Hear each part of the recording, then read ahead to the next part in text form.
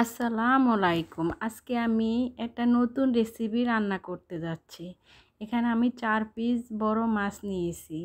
Half চামচ হলুদ, half চামচ মরিচ, স্বাদমতো লবণ, 1 চামচ সরিষার তেল দিয়ে ভালো করে মেখে রেখে দেব 10 মিনিটের জন্য। এখন আমি চুলাতে পানি দিয়ে দিলাম, দিয়ে একটু হলুদ দিয়ে দিলাম। হলুদটা দিয়ে পানিটা বলক আইসা পড়ছে। এখন আমি এটা কচুর কি বলে বুঝি না, আমরা বলি কচুর ডোগা। আমি কচুর ডোগাটা সিদ্ধ করে নেব। আপনাদের কোন দেশে কি বলে আমাকে কমেন্টে জানাবেন।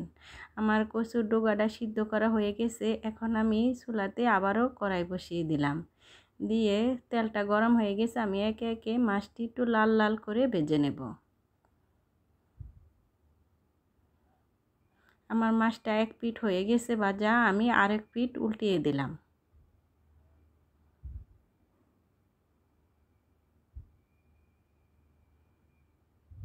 আমার মাছটা ভাজা হয়ে গেছে, আমি একে একে উঠিয়ে নিলাম। আমি ওই তেলে পেঁয়াজ আর কাঁচামরিচটা ভেজে নেব। আমার পেঁয়াজ কাঁচামরিচ ভাজা হয়ে গেছে। এখন আমি 1 টেবিল চামচ দিয়ে দিলাম আদা রসুন বাটা। আদা রসুন বাটাটাও দিয়ে আমি একটু ভালো করে কাঁচা গন্ধ যাওয়া পর্যন্ত ভেজে নেব। এখন আমি দিয়ে দিলাম আস্ত রসুন। রসুনটা দিয়েও আমি একটু ভেজে নেব। আমার ভাজা হয়ে গেছে। এখন আমি একটু পানি দিয়ে দিলাম, পানি দিয়ে নাড়াচাড়া করে দেব। এখন আমি দিয়ে দিলাম স্বাদমতো লবণ, 1 চামচ মরিচের গুঁড়া, হাফ চামচ হলুদের গুঁড়া, হাফ চামচ ধনিয়ার গুঁড়া, হাফ চামচ জিরার গুঁড়া দিয়ে আমি ভালো করে কষিয়ে নেব। আমার কষানো হয়ে গেছে। এখন আমি সিদ্ধ করে রাখা সেই কচুর ডোকাটা দিয়ে দিলাম। আপনাদের দেশে কে কি বলে আমি আবারও বলি, আমাকে কমেন্টে জানাবেন। আমাদের দেশে কচুর ডোগা বলে, তাই আমি কচুর ডোগাই বললাম। এভাবে কচুর ডোগা বড় মাছ দিয়েও রান্না করা যায়, ভাজি করা যায়, সব পদে রান্না করে খাওয়া যায়।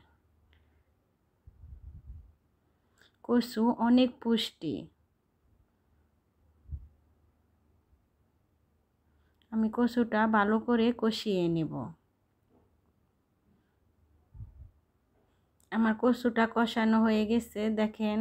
এখন আমি পরিমাণ মতো ঝোল দিয়ে দেব।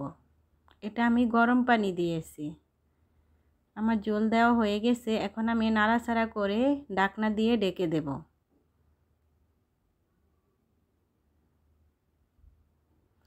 আমার ঝোলটা বলক আইসা পড়ছে। এখন আমি উপর দিয়ে মাছটা সাজিয়ে দেব।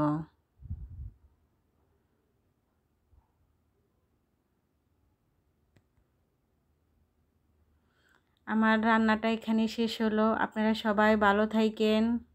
আল্লাহ হাফেজ। আসসালামু আলাইকুম।